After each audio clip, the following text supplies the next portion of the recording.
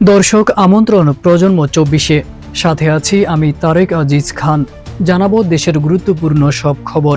শুরুতে থাকছে, কে কি বলল তা বিবেচ্য নয়। আগামী ১২ ফেব্রুয়ারি নির্ধারিত সময়ে সাধারণ নির্বাচন ও গণভোট অনুষ্ঠিত হবে। এ বিষয়ে অন্তর্বর্তী সরকার প্রতিশ্রুতিবদ্ধ, জানিয়েছেন প্রধান উপদেষ্টা ডক্টর মোহাম্মদ ইউনূস। আসন্ন ত্রয়োদশ জাতীয় সংসদ নির্বাচনে আইনশৃঙ্খলা বাহিনীর ৮,৯৭,১১৭ সদস্য দায়িত্ব পালন করবেন বলে জানিয়েছেন স্বরাষ্ট্র উপদেষ্টা জাহাঙ্গীর আলম চৌধুরী। জাতীয় সংসদ নির্বাচনে জামায়াতে ইসলামী সহ ১১ দলের আসন সমঝোতার বিষয়ে সংবাদ সম্মেলন অনিবার্য কারণবশত স্থগিত করা হয়েছে। এর আগে আজ বিকেল ৪:৩০টার দিকে রাজধানীর ডিপ্লোমা ইঞ্জিনিয়ার্স ইনস্টিটিউশনে বিকেলে সংবাদ সম্মেলনের ঘোষণা দেওয়া হয়।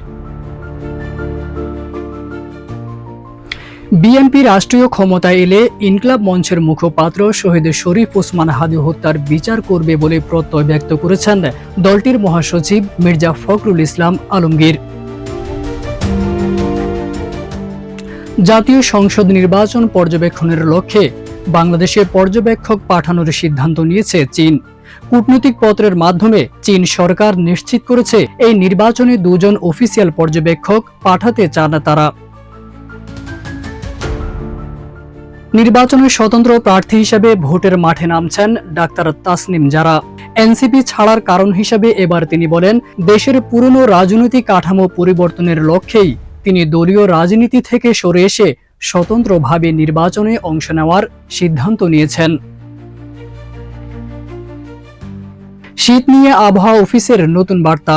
সারা দেশে রাত ও দিনের তাপমাত্রা সামান্য কমতে পারে বলে জানিয়েছে আবহাওয়া অধিদপ্তর। সেই সঙ্গে দেশের উত্তর ও পশ্চিমাঞ্চলের কোথাও কোথাও মৃদু শৈত্যপ্রবাহ বয়ে যেতে পারে। হ্যারি পটার সিরিজের লেখিকা জে.কে. রাউলিং সম্প্রতি ইরানের নারীদের অধিকার রক্ষার আন্দোলনে পাশে দাঁড়ানোর বার্তা দিয়েছেন। তবে নেটিজেনদের সমালোচনার মুখে পড়েছেন তিনি, কারণ ২ বছরেরও বেশি সময় ধরে গাজায় চলা গণহত্যা ও ফিলিস্তিনি নারীদের বঞ্চনার বিষয়ে তিনি সম্পূর্ণ নীরব ছিলেন। মুস্তাফিজ ইস্যুতে ভারতকে ধুয়ে দিলেন পাক তারকা। মুস্তাফিজের সঙ্গে অন্যায় আচরণ করেছে ভারতীয় ক্রিকেট বোর্ড বিসিসিআই। এই অভিমত পাকিস্তানের সাবেক ক্রিকেটার কামরান আকমলের।